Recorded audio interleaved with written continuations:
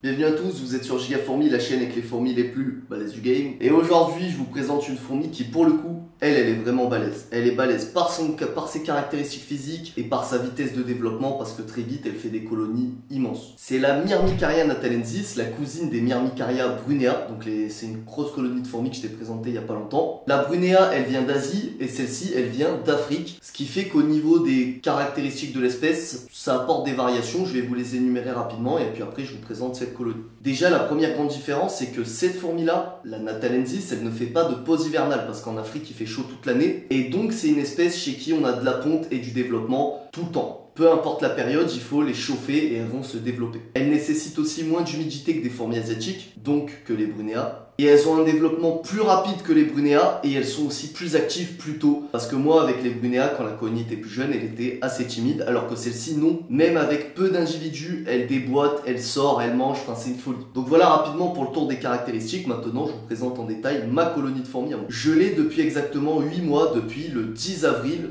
2024. À l'heure où je tourne cette vidéo, on est le 18 décembre de la même année. Donc ça fait exactement 8 mois que je les élève et quand je les ai commencés, j'avais une reine et que quelques ouvrières. Il faut savoir qu'avant cette colonie-là, j'ai eu 2 colonies de Myrmicaria natalensis que j'avais donné à des abonnés en concours. Je vous mettrai la vidéo dans un coin. Et en fait, depuis, cette espèce me manquait parce qu'elle m'avait bien tapé dans l'œil. J'aime beaucoup cette fourmi. Vous allez voir, je vous la présenter. C'est vraiment une espèce pour moi qui frôle le 10 sur 10. Elle a un gros défaut majeur qui fait que pour moi, elle n'est pas 10 sur 10, mais sur tout le reste, allez, c'est une 9 sur 10. Ce qui m'a surpris, c'est que ça a pris un peu de temps au démarrage. Alors, j'ai toujours eu beaucoup de couvains chez cette colonie, même quand elles n'étaient pas beaucoup, mais ça a pris un peu de temps à se développer au début. Et maintenant qu'elles sont bien lancées, elles déboîtent. Donc je dirais qu'elles sont environ 150 ouvrières. On a la reine que je devrais être en capacité de vous filmer parce que normalement elle n'est pas difficile à filmer. Je viens depuis pas longtemps d'agrandir leur nid. Donc elles ont 2 nids en béton cellulaire. Un qui est petit, c'est celui dans lequel je les avais élevées de base. Et je viens de leur ajouter le module un peu plus grand il n'y a pas longtemps. Pareil, je vous avais fait un short là-dessus. Mais de toute façon, comme d'hab, vous avez une playlist dans la description de cette vidéo qui regroupe tous les épisodes que j'ai fait sur cette espèce-là. Elles ont beaucoup de couvains. Ça, c'est une espèce qui fait des nymphes parce que des fois, on a en fonction des espèces soit des cocons, soit des nymphes. Elles en ont énormément. Peu importe le moment de l'année, j'ai toujours beaucoup de couvains chez ces fourmis-là et beaucoup de nymphes. Et je dirais qu'une autre différence notable avec les Myrmicaria brunea, c'est au niveau du physique. Les deux se ressemblent, mais la natalensis, celle que je vous présente aujourd'hui, a beaucoup plus un look d'araignée et une démarche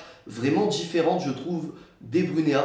Vous me direz ce que vous en pensez dans les commentaires. Mais elles ont les pattes, j'ai l'impression, encore plus arquées, courbées. Enfin, c'est vraiment... j'aime beaucoup. Moi, je préfère personnellement le physique des natalensis que des brunea. Au sein de cette espèce aussi, il n'y a pas vraiment de caste défini, mais il y a des ouvrières qui sont bien plus grosses que les autres. Je pense que ça se verra à la caméra. Donc, on pourrait dire qu'il y a des espèces de média majors, mais bon, même si c'est pas des vrais castes, il y a une variation de taille au sein des ouvrières, avec des ouvrières qui sont bien plus grosses que d'autres. Au niveau des paramètres d'élevage, c'est très simple. Niveau température, elles ont minimum 28 degrés toute l'année. Pas de pause hivernale, pas de diapause, développement, voilà, développement constant. Et niveau humidité, j'humidifie que le petit nid en béton cellulaire et je l'humidifie vraiment pas beaucoup. Par contre, elles ont constamment un abreuvoir à eau pour gérer elles-mêmes l'humidité. Alors, il leur faut de l'humidité dans le nid, mais c'est africain. Il n'y a pas besoin d'autant d'humidité qu'une asiatique, par exemple. Dernière précision au niveau des paramètres d'élevage, il faut savoir qu'au niveau de leur installation, pendant longtemps, je les ai élevées juste en tube. C'est ce qu'il faut faire avec la plupart des fourmis. Je vous le rappelle souvent, mais ne vous précipitez pas à les mettre dans un nid. Moi, elles étaient longtemps dans le tube. Ensuite, je les ai mis dans le petit nid dans lequel elles n'ont que 2 pièces. Et quand je les ai mis là-dedans, déjà, je les ai pas déménagées de force. Et elles remplissaient déjà en se compactant une des pièces. Et j'ai attendu que le nid soit plein à craquer pour ajouter ce deuxième nid. Alors ensuite, ce qui me fait kiffer chez cette espèce, qui est le moment voilà, le plus intéressant, c'est au niveau de leur activité. C'est une des fourmis que j'ai qui est les plus aux aguets. En fait, elle surréagit à tout.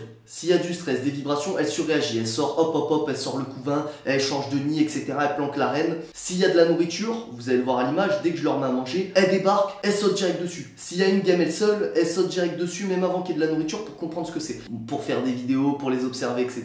T'es jamais déçu avec cette espèce-là, il se passe toujours quelque chose à partir d'un certain stade. Et ça vient du fait que c'est une espèce africaine qui se développe toute l'année. En fait, c'est le climat qui fait ça. Et donc, vu qu'elles ont du couvain toute l'année, elles sont actives toute l'année. Et ça, par contre, ça nous amène le défaut majeur de cette espèce. Bon, pour moi, c'est pas un défaut, mais ça peut l'être pour certains d'entre vous. C'est que du coup, elle grandit vite, trop vite. Elle devient énorme très rapidement, ce qui peut être encombrant. Parce qu'au bout de 1-2 années max, tu commences à avoir plusieurs milliers d'ouvrières, quoi. Enfin, ça va très vite. Moi, je vous montrerai, il y a une des colonies que j'avais offert à un abonné. Normalement, il doit m'envoyer des vidéos. Donc, s'il me les a envoyées, je vous les mettrai à l'image.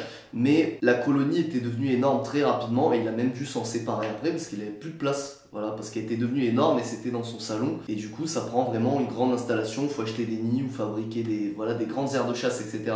Donc attention avant d'élever cette espèce, elle est géniale parce qu'elle est belle physiquement, elle est facile parce que c'est une fourmi qui est résistante. Elle est résistante, par contre, c'est assez sujet au stress. Au niveau du stress, ça me fait penser un peu à des Messor Barbarus. Et le défaut auquel il faut faire attention, c'est que voilà, elles deviennent énormes très rapidement, donc il faut y être préparé. Et pour élever une colonie comme ça, en général, il faut avoir que cette colonie-là. Moi, je peux avoir plein de colonies parce que c'est mon métier, j'ai une pièce pour ça, j'ai des partenaires, j'ai du matos, j'ai de tout. Mais vous, c'est bien de se concentrer sur une colonie, surtout quand vous voulez prendre une espèce comme ça qui déboîte très rapidement. Mais en tout cas, voilà, c'est une espèce qui est très cool à filmer, qui nous réserve beaucoup de surprises. Moi, j'ai hâte qu'elle devienne très grosse, hein. Vous le savez que j'adore les espèces qui deviennent énormes, qui sont très actives. Et puis voilà, c'était tout pour moi, hein. Je vous invite à vous abonner si cette vidéo vous a plu, à mettre le petit like, etc.